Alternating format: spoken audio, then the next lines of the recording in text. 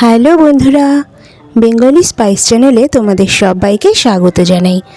আজকে আমি তোমাদের সাথে যে রেসিপিটি শেয়ার করছি সেটা হলো কাঁচা আলু দিয়ে তৈরি পাঁপড়, যেটা রোদে শুকানো ছাড়াই একদম মচমচে হয়ে যাবে।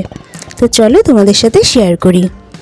কাঁচা আলুর পাঁপড় বানানোর জন্য এখানে আমি মাত্র একটা মিডিয়াম সাইজের আলু নিয়েছি। এবার এই আলুটাকে খুব ভালোভাবে আমি খোসা ছাড়িয়ে নেব। রেসিপিটি প্রথম থেকে শেষ পর্যন্ত দেখো, তাহলেই প্রত্যেকটা ইনফরমেশন পাবে কিভাবে আলুটা দিয়ে আমরা পাঁপড় বানাতে পারবো। আর যদি রেসিপিটি ভালো লাগে তাহলে লাইক, কমেন্ট, শেয়ার করো, সাবস্ক্রাইব করে চ্যানেলের পাশে থেকো। দেখো আলুটা খুব ভালোভাবে ছাড়িয়ে নিয়েছি। এবার আমি এটাকে টুকরো করে নেব। ছাড়ানোর সময় খেয়াল রাখতে হবে যেন একটুও খোসা না থাকে, তাহলে কিন্তু কালো হয়ে যাবে। তো আমি আলুগুলোকে এখন টুকরো করে নিচ্ছি।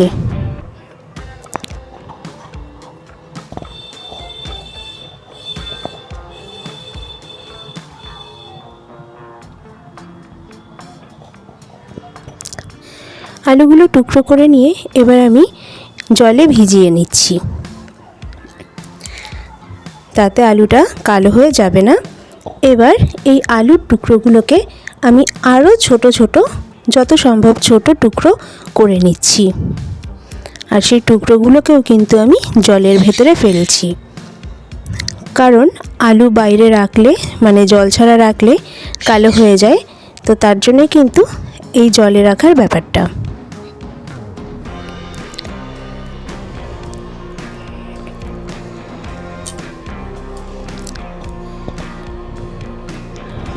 সব আলু টুকরো করে নেওয়া হয়ে গেছে। এবার ভালো করে ধুয়ে আমি এখানে একটা স্মুথ পেস্ট করে নেব মিক্সার গ্রাইন্ডারে।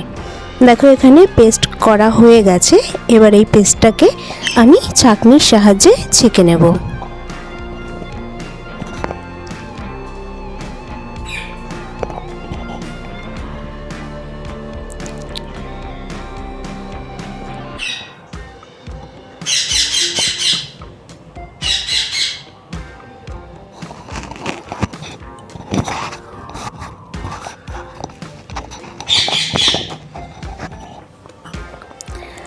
আলুর পেস্ট ছেঁকে নেওয়া হয়ে গেছে।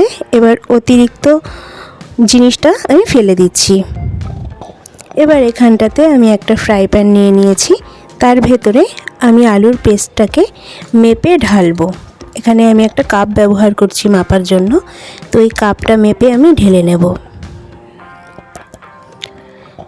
এখানে আমার 2 কাপ আলুর রস হয়েছে।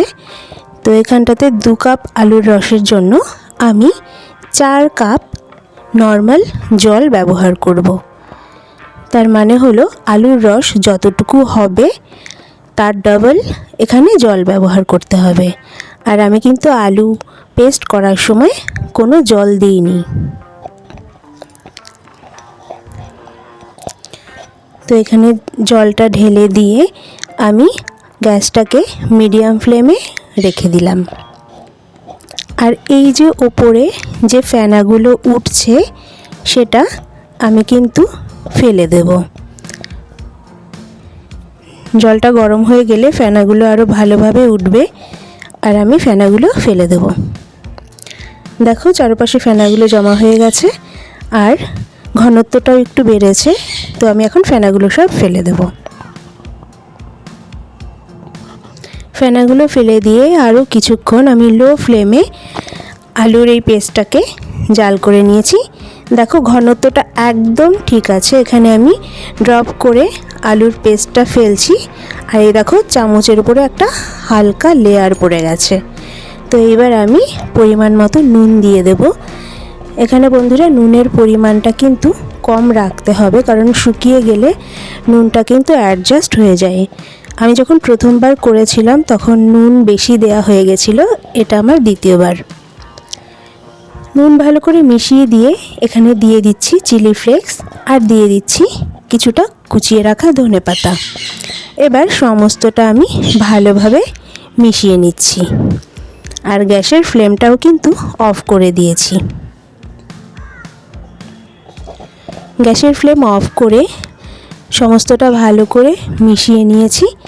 এবার আমি এই মিশ্রণটাকে কিছুক্ষণ ছেড়ে দেব ঠান্ডা হবার জন্য, মানে অনেকটাই ঠান্ডা হয়ে যাবে, হালকা হালকা গরম থাকবে। সেই অবস্থায় আমি এখানে দেখো প্লাস্টিক নিয়ে নিয়েছি, প্লাস্টিকের উপরে কিন্তু হালকা তেল ব্রাশ করে নিয়েছি। তার উপরে চামচ দিয়ে অল্প অল্প পরিমাণে আলুর পেস্ট বা মিশ্রণ তুলে আমি এখানে পাঁপড়গুলো ছোট ছোট করে দিয়ে দিচ্ছি। তোমরা নিজেদের পছন্দ অনুযায়ী আকৃতিতে দিয়ে দিতে পারো।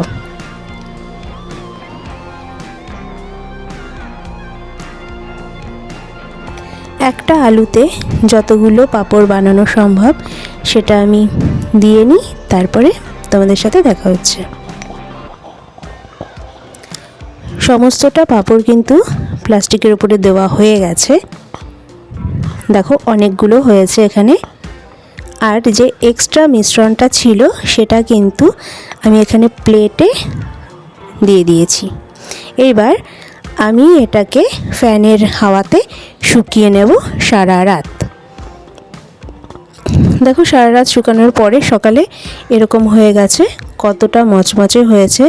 আর দেখো এটা কিন্তু পুরো ট্রান্সপারেন্ট হয়ে গেছে, কত সুন্দর লাগছে দেখতে।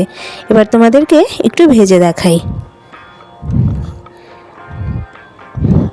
দেখো সাথে সাথে কিন্তু ভাজা হয়ে যাচ্ছে তেলে দেওয়ার সাথে সাথে।